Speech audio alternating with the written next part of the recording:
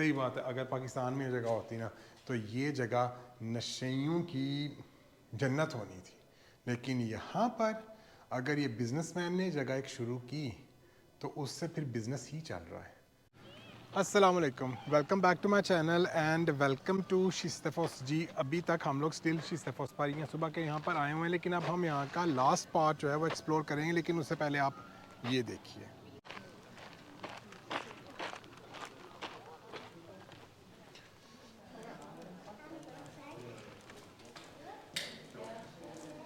यार बहुत भूख लगी हुई थी, सुबह के यहाँ पर आए हुए हैं और अभी तक हम लोगों ने कुछ नहीं खाया। इवन मैंने जो है कॉफ़ी वही पी जो मैंने गाड़ी में पी सुबह यहाँ पर आते हुए। तो हम लोगों ने कहा कि पहले कुछ खा लें, उसके बाद जो है बाकी जो यहाँ पर फैक्ट्री या म्यूज़ियम का जो एरिया है वो विज़िट करते हैं। इसके लिए हमको यहाँ पर एक बहुत ही अच्छी वेजिटेरियन ऑप्शन मिली है, पिज़्ज़ा, आप इसको पिज़्ज़ा कह सकते हैं।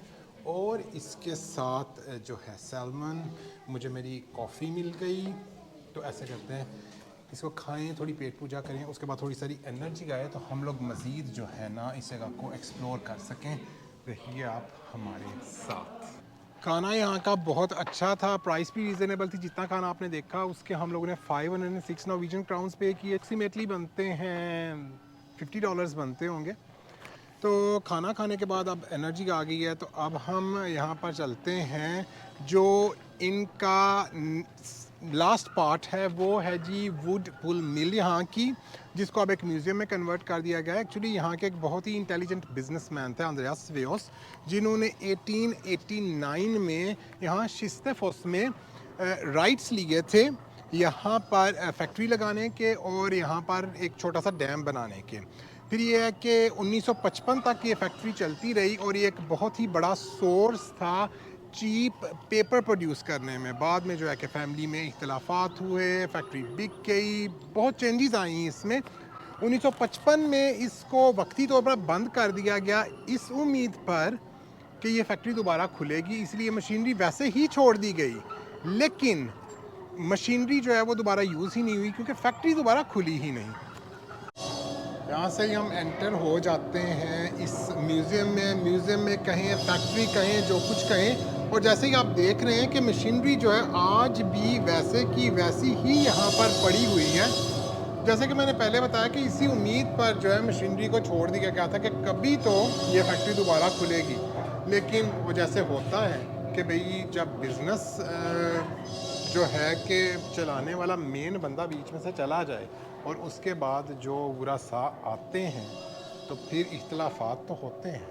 तो बस वही इख्तलाफात हुए, फैक्ट्री जो है वो बिकी, डिफरेंट डिसीजंस ली गई, लेकिन कुछ हो नहीं सका है। तो उस वजह से फिर ये एक म्यूज़ियम बन गया।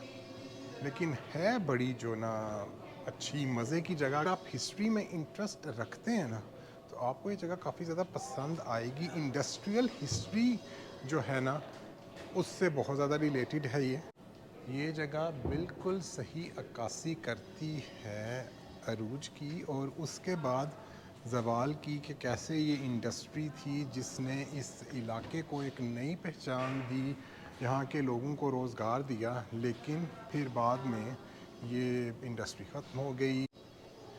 फिर भी मैं यही कहूँगा कि भाई फैक्ट्री खस्ता हालत में मौजूद नहीं है, इसको हिस्ट्री का एक हिस्सा बना दिया गया है ताकि आने वाली जनरेशन्स जो हैं वो देख सकें कि इस जगह की क्या कंट्रीब्यूशन थी इस इलाके की तरक्की में, कितने लोगों को यहाँ पर काम दिया गया और किस तरीके से उस ज़माने में ये भी कह सकते हैं कि पेपर्स बना करते थे। आजकल तो जो है कि टोटली चेंज हो गया सब कुछ, जो है आज कंप्यूटर का दौर है, मशीनरी चेंज हो चुकी है, सब कुछ चेंज हो चुका है।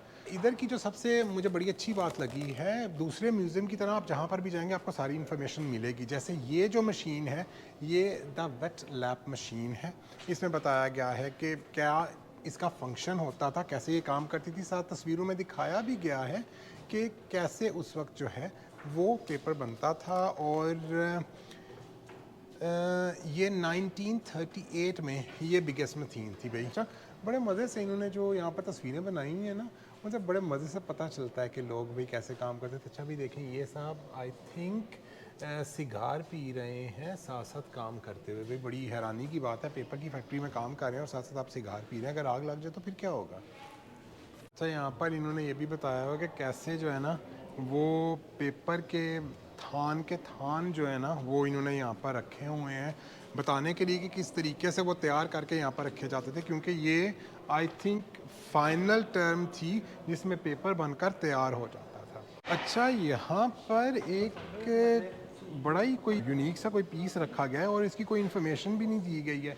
हो सकता है ये उस ज़माने में जो है फैक्ट्री में जस्ट डेकोरेशन पीस के तौर पर लगाया गया हो या क्या, नॉट श्योर कि भाई इसकी क्या हिस्ट्री है। और ये एक लिफ्ट है जो उस वक्त यूज़ होती थी माल को ऊपर नीचे लेकर जाने में।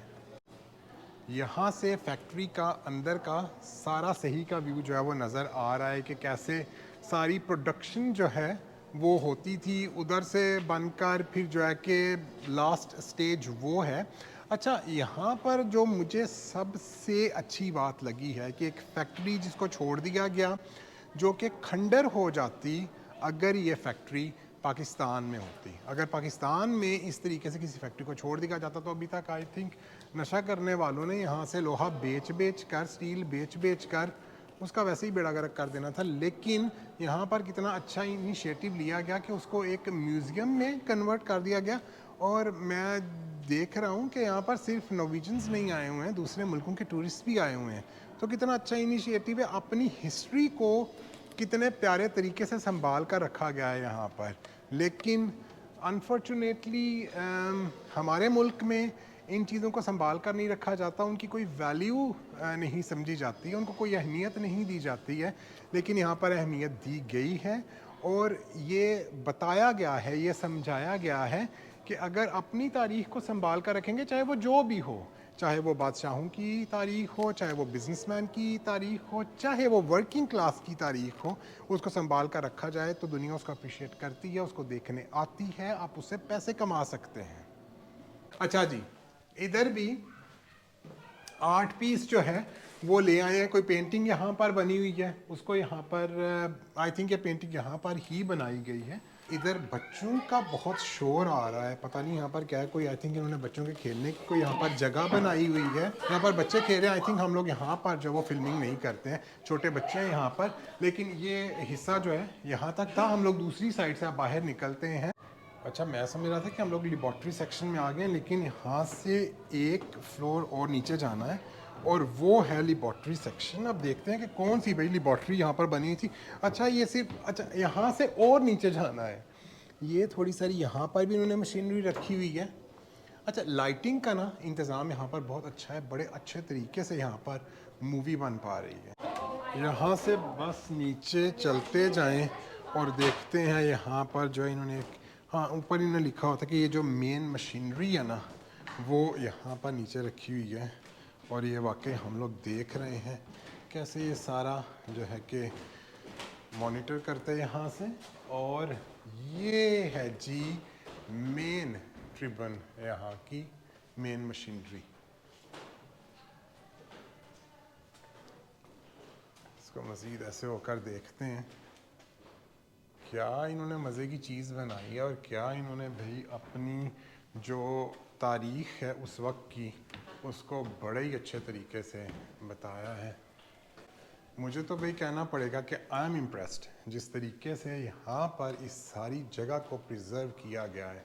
सही बात है, अगर पाकिस्तान में ये जगह होती ना तो ये जगह नशेइयों की जन्नत होनी थी।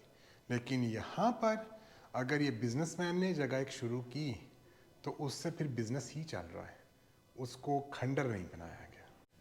ये जी आई थिंक इनको मीटर ही कहेंगे, वो लगे हुए हैं यहाँ पर उस ज़माने में जो यूज़ होते थे।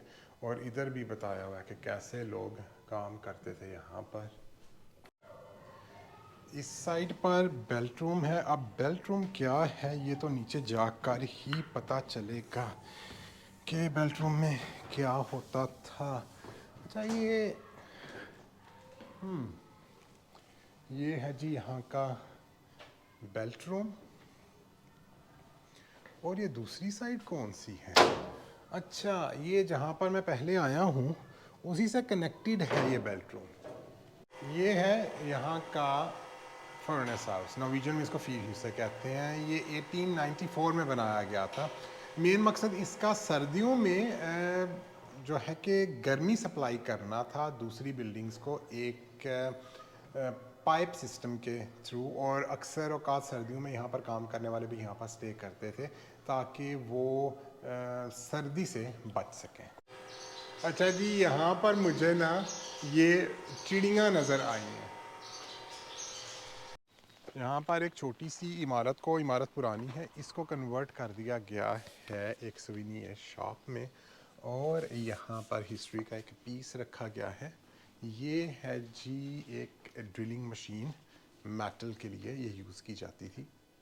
कप्स एज़ यूजुअल, जैसे कि आप लोगों को पता है, मुझे बहुत पसंद है, और कप यहाँ पर काफ़ी प्यारे हैं। जो स्कल्पचर्स हैं उनको यहाँ पर बताया, ये कप काफ़ी प्यारा है वैसे। और जो यहाँ पर जूसेस रखे गए हैं वही रेसिपीज़ यूज़ की गई हैं जो उस वक्त में की जाती थी। इसके अलावा और बड़ी डेकोरेशन के पीसीज आप देख सकते हैं। आई थिंक ये कैंडल्स रखने के लिए हैं, और इसके अलावा बर्तन यहाँ पर रखे गए हैं। अगर आप लोग सुवीनियर्स ख़रीदना चाहते हैं यहाँ पर, तो उसकी भी जो है सहूलत सारी मौजूद है यहाँ पर। इसके अलावा ये कुछ कवर्स हैं, और ये वो कपड़ा है जो खड्डी पर बनाया जाता है, और प्राइस इसकी क्या है जी, 1150 करोड़ का ये मिल रहा है। आई थिंक ये टेबल्स पर डालने के लिए, क्यों, है ना? या से बाहर निकलने से पहले ये देख लीजिए, ये पुराने वक्तों में जो यूज़ किया जाता था, मुझे अभी भी याद है, मेरी अम्मी ये यूज़ किया करती थी जब उन्होंने सौदा लाना होता था। इस किस्म की जो बास्केट होती थी वो यूज़ करती थी ये। उम्मीद करता हूँ आपको आज का व्लॉग बहुत पसंद आया होगा, और आपने भी इस जगह को उतना ही इंजॉय किया होगा जितना हमने किया है, और उतनी ही इन्फॉर्मेशन आपको, या उतनी ही इन्फॉर्मेटिव ये जगह आपको लगी होगी जितनी हमको लगी है इन 3 एपिसोड्स में। तो चलिए इसी खूबसूरत जगह पर आज के व्लॉग का एंड करते हैं। लाइक कीजिए, शेयर कीजिए। इंशाल्लाह बहुत जल्द आपसे एक और बहुत अच्छी लोकेशन पर मुलाकात होगी। तब तक अपना बहुत ख्याल रखिएगा, दुआओं में याद रखिएगा। अल्लाह हाफिज़।